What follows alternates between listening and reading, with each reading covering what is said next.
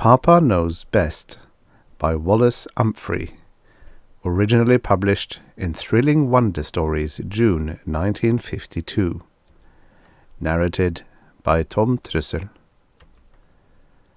The morning telecast had told of more deaths, some natural, but most of them suicides. It wasn't news calculated to set at rest the human spirit, but then, since the day disaster had struck, there had been no such thing as a peaceful mind. It was so easy to remember how it all began, Steve Rushton was thinking, as he suffered the indignity of the routine search. The trick was in trying to forget. You rationalized your fears and anxieties. You slammed the door against an impossible enemy, and then pretended he was gone. Out of sight, out of mind. And if that didn't work, kill yourself. This is how it was. One day the grass was green and the trees were sending out new leaf buds. A day later the grass was withering and turning yellow, and the tender new leaf buds were starting to drop off the trees. Hysteria reigned, recrimination following recrimination. A well-known gossip columnist swore it was a ghastly plot by the Eastern Alliance to rule the world, overlooking the fact that the Eastern Alliance was no better off. A cultist with a large following in California brayed that mankind was reaping the fruit of its own evil. Some people tried to look into their own hearts, and others tried to look into the future, and as a result, death by suicide mounted in a dizzy spiral. World leaders pleaded for sanity. Scientists sought feverishly for an answer, and finally agreed that what had happened was due to a ray which was coming from somewhere out in interplanetary space, and the enormity of the peril was fully realized when farmers reported their crops were failing. All known stockpiles of food could support mankind for only a limited time. At first, science tried to devise some sort of barrier against the ray, but this was soon given up. Nothing about the ray seemed to fit into any pigeonhole of human knowledge. Next, science turned its attention to the manufacture of synthetic food. And when this became an accomplished fact, almost overnight, the world heaved a sigh of relief. But the relief was short-lived. Mankind was suddenly finding it harder and harder to breathe. The secondary effect of the destruction of plant life was becoming all too apparent. So again, the world looked toward Papa. Papa had saved mankind once. Now Papa would have to do it again.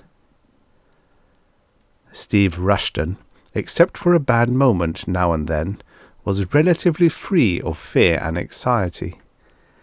He had a complete and abiding faith, amounting to a childlike worship, in Papa's infallible ability to get the world out of the horrible mess it was in. Papa had showed them how to synthesize carbon and hydrogen for food. Now Papa had to show them how to make the air once more fit to breathe. The routine search didn't take long. An electric eye, a Geiger counter, and sundry other gadgetry turned Steve upside down and inside out, and found him clean. The security guard relaxed a little and said, "Okay, Steve, you can see Papa now, and don't do anything in there I wouldn't do." Steve grinned politely, and the guard, slapping a thigh, laughed with maudlin abandon, and then suddenly began to wheeze. "This damned air," he gasped. "What do you expect for free?" Steve asked sourly. "Pure oxygen?" "It's getting worse." "Papa will find a way." The guard shook his head. "I don't get it." Steve snapped his fingers. "It's simple. We breathe in oxygen and exhale carbon dioxide. Plant life takes the carbon out of the CO2 in the air and replaces it with oxygen. Now, with all plant life dead, we're using up the oxygen and it's not being replaced." "Well," the guard began. "Trust Papa," Steve said. "Papa knows best." "Sure," said the guard uncertainly. "Oh, sure." Steve ducked through the open door. A small overhead light winked from red to green, and the door locked securely behind him. For the next 8 hours, Steve would be a prisoner, more tightly locked up than if he were in a jail cell. "What a guy will do," Steve muttered aloud, "for a lousy 200 credits a week." But he didn't really mind being locked up alone in the room. Steve loved Papa. Luckily, his love for Papa was different from his love for Janie Weeks, who worked the swing shift. Perhaps it was just as well, for otherwise it would have looked bad on his monthly psycho report. A man might love a maid, but never, never a machine. And Papa, of course, didn't return his affection. Papa was wholly unencumbered by emotion, and therefore completely logical. Papa never rationalized. All Papa knew about emotion, fear, love, jealousy, hatred, greed, and all the rest, was what Steve had helped teach him. Papa never forgot anything, and the more he was able to learn, the more answers he could come up with. And from the standpoint of logic, his answers were never wrong. Sometimes Papa's emotionless approach bothered Steve. It seemed to Steve that Papa was all the time laughing at the frailties of human nature. Mostly Steve didn't let himself think about it. Papa's real name was Kleinschmidt IV, after the name of the inventor. Papa was really a superior computing machine, a whiz of a cybernetics brain covering about an acre of floor space. He was made out of electronic tubes and relays and switches and dials and meters, the work encased in row after row of gleaming steel cabinets, all in all worth considerably more than the credit and a half value of the normal human chemistry. Steve patted one of Papa's gleaming panels. "Lover boy," he said. He took off his hat and coat, rolled up his sleeves, and then pushed a button. Papa began to glow. However, Papa was always sluggish after a night's rest, and it took him quite a while every morning to get his memory working. "Well, Papa," Steve said, "how about a cup of coffee?" Papa didn't answer. Papa hadn't waked up yet, and besides, Papa didn't drink coffee. Steve went to a small kitchen alcove and deftly brewed a pot of coffee. He moved slowly, trying not to exert himself. It was now highly important to keep your oxygen consumption at a minimum. The coffee supply was almost gone, and there was no more where it had come from. Well, it had been nice while it lasted. Steve turned his thoughts to something more pleasant. Janie Weeks. Both Steve and Janie had been with Papa ever since the very beginning. Papa was 2 years old now, but much wiser than his years might indicate.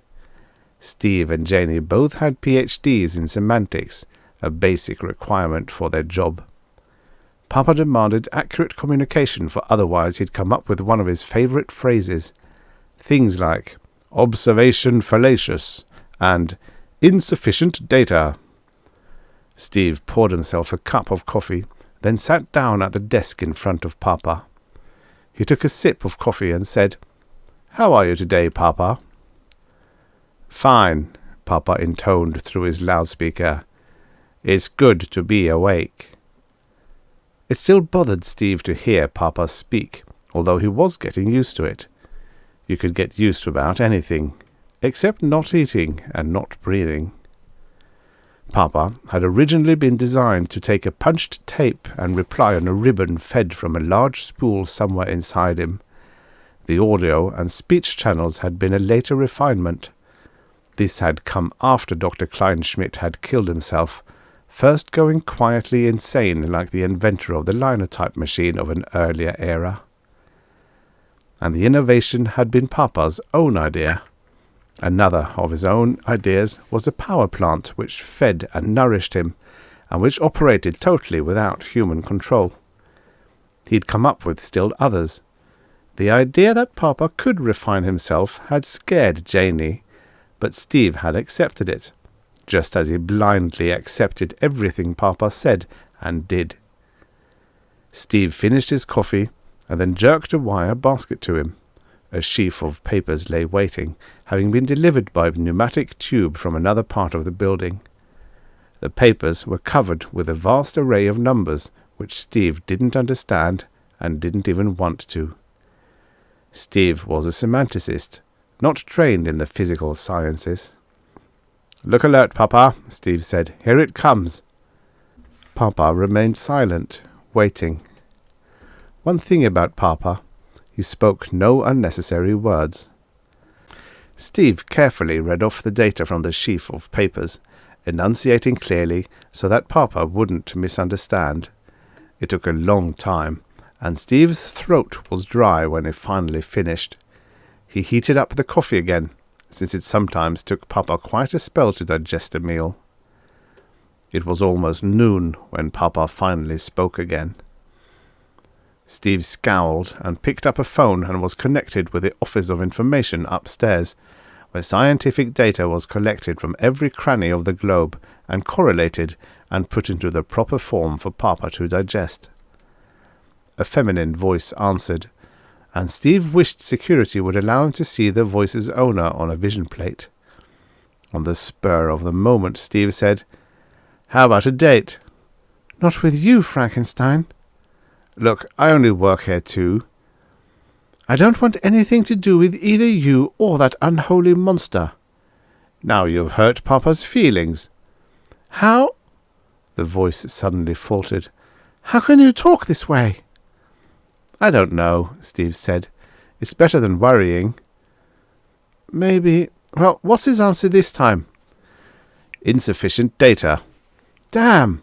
Ask him how insufficient the data is." Steve chuckled. I've tried that. No dice. Data is either sufficient or it isn't. There's no such thing as a degree of insufficiency." A sigh came over the wire. "If I lose faith in that monster, I might as well cut my throat. I'd rather do that than die of slow strangulation. Do you notice it's harder to breathe?" "Yes, but don't forget, it was Papa who kept the whole human race from starving to death." "I don't know. Maybe I'd just as soon starve as eat those damned pills." "No, you wouldn't," Steve said. "Papa will save us now, too, just as soon as we feed him all the dope he has to know. Anything more to set before him now?" "No," said the feminine voice, all banter gone. "Maybe on the next shift. I'm scared green." "Tough," Steve said. "Well, better luck next time." With distaste, Steve swallowed a luncheon pill, feeling that the disaster had taken away most of the joy of living. Still, it was awfully nice just knowing you could stay alive, which was more than a lot of hapless people could say. When Papa had come up with the ways and means of making synthetic food, all the production facilities of the world had been turned to that end. Luckily, most of the necessary equipment had been already in existence, but only slowly could the supply match the demand.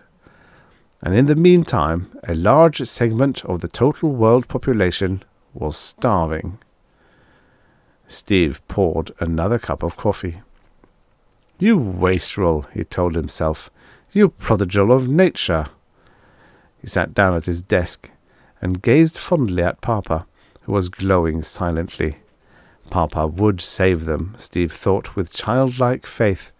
Papa was infallible in his logic. "Papa," Steve said, "when will Janey marry me?" "Insufficient data," Papa said. Steve sighed, leaning back in his chair. A host of dark thoughts began churning around inside his head. It was better to be doing something. Anything. Even just talking to Papa would help him stop thinking. And Papa was nice to talk to.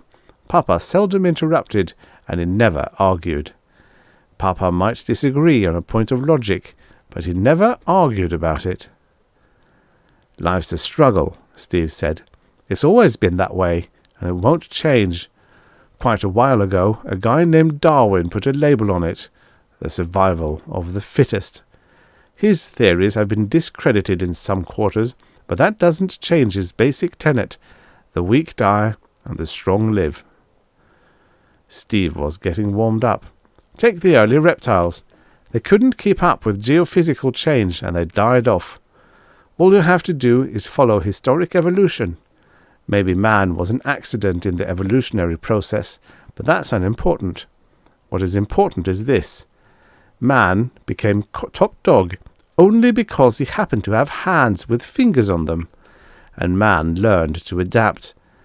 That's probably the greatest single lesson man learned, although the result hasn't always been pretty. Man learned to kill off the weaker species, and after that he killed off the weaker races of men. "You're cynical today," Papa said. "Maybe this is one of my bitter days," Steve said. "No, it's not that. I'm just saying what everybody knows, but what we often hate to put into words because it doesn't sound nice. Take the new food pills. We all feel sorry for the people who haven't been able to get them, and yet every single one of us would fight tooth and nail to protect our own means of livelihood. Why do you think there have been riots? It's the haves against the have-nots. Is that the right attitude? Rightness has nothing to do with it. It's the way the world was made. Still, we like to believe in man's immortality. So look here, Papa. Where are we going to get some better air to breathe?" Papa said no comment. The door unlocked itself, and Steve realized his day was about over. He stood up as Janie Weeks came in. She didn't look like a doctor of semantics. Not a viewer used to believing preconceived notions about how people were supposed to look. Janie's smooth cheeks were flushed. "What's the matter?" Steve asked. "Those darned gadgets," she said. "Every time I come to work, I feel undressed." "The gadgets aren't so dumb," Steve grinned. "A kiss for me today, sweetheart?" Janie's flush deepened, and she didn't comply. "What on earth have you been telling Papa, Steve? Last night he suddenly asked me about love." Steve laughed. "How's everything outside?" Janie shook her head. "It's horrible. More riots, more suicides. All the time it's getting harder to breathe. Steve, when will it end?" "Trust Papa." "I don't have your faith," Janie said wearily. "Surely Papa has been fed enough data to come up with something." Steve took Janie in his arms, feeling her body pliant and soft against him. Then the security guard looked in to remind them that time was up. With tender compassion, Steve kissed Janie on the lips. "Janie, I'll pick you up after work." "All right." "You might at least act eager about it. We can look at the moon or something." Janie smiled wanly. "It seemed kind of silly, but maybe it's better than thinking." A gyrocar whirled Steve home. He stared out of the window, but he kept his mind firmly on Janie, partly so that he wouldn't think of anything else. They passed the park, where Steve had first witnessed the disaster without fully realizing the final meaning. The grass was gone now, and the bare trunks of the trees thrust upward, already beginning to rot away. It was difficult to realize that never again would he see a growing thing. He turned away, trying to throw the thought from his mind. The faces around him were wooden, and he knew he wasn't alone in his desire to be free of despair. Man trying desperately to adapt. Time passed slowly. His apartment bored him, but there was no place to go. He turned on the telescreen. More food riots, more deaths. Some of the deaths now, from mountain countries, were from lack of decent air. It was the same old struggle, the survival of the fittest. World leaders were begging for sanity. It seemed like an empty plea. No, there was still Papa. Papa wouldn't let the human race die. Steve grinned without mirth. Keep your chin up. Laugh at fears and anxieties. Kid around and be tough and act callous as hell. It was the only way to keep you from cutting your own throat. A knock on the door. Steve ushered Johnny Carlyle in. Johnny was a brilliant physical chemist. It was he who, weeks ago, had put all known data into the correct form for Papa to digest, and Papa had come up with a formula for the food pills. "Hi, Johnny," Steve said. "How's tricks?" Johnny flopped into a chair. "Lousy." "No luck yet? You ought to know." "Look," Steve said. "Can they stop the damn ray?" "We've given up on that, Steve. We just can't fit it in with anything we know. It's a terrible emergency, and we haven't time to fool around. We've got to take a chance and pick out one angle and work on it." Johnny shifted wearily in the chair. "The angle we've picked is how to get the carbon dioxide out of the air and more oxygen into it. No existing equipment can do the job, at least so far as we're able to figure. Kleinschmidt 4 is our only hope." Steve nodded. "Where's the ray coming from?" "We can pinpoint it, Steve, but that doesn't help. We're pretty sure it's not the effort of some alien race to conquer the Earth. At least all our known logic precludes this idea. It's too indirect a method for conquest." "Trust Papa." "I don't know." Johnny leaned suddenly forward. "For some odd reason he's beginning to scare me. He thinks too well, and without the checks and balances of emotion. I've got a feeling the lid is off." Steve grinned. "Go ahead and laugh," Johnny grumbled. "Our problem now isn't much different than it was before. What I mean is this. The same data ought to show us how to beat the thing we face now, but all we get out of that cold-blooded thinking machine is the same old answer. Insufficient data." "There's a missing factor, Johnny." "What?" "That's for you physical scientists to figure out." Johnny stood up. "Maybe you're right, Steve. Maybe the missing factor will show up tomorrow. Anyway, it had better show up damned soon."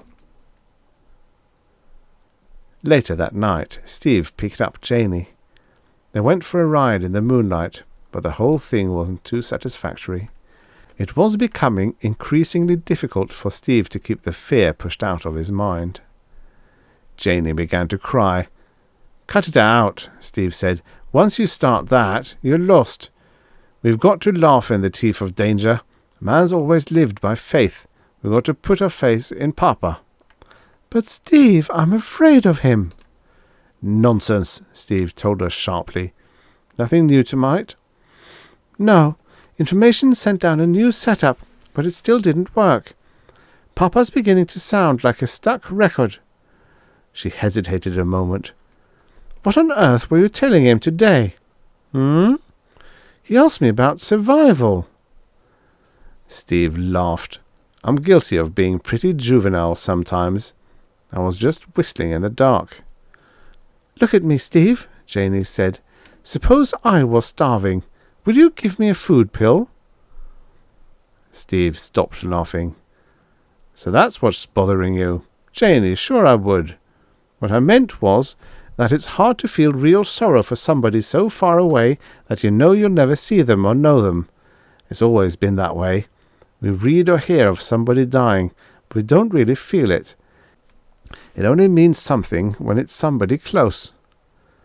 "I know," Janie whispered. "Steve, hold me close." The next morning, Steve didn't even switch on the telecast. Better not to see or hear any more about disaster. The air was worse now. It took Steve a long time to dress. He went to work, trying to close his mind to everything that might magnify the fear. Fear was all around him now. Today had to be the day.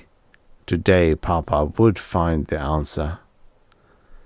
The idea grew in his mind. He felt giddy.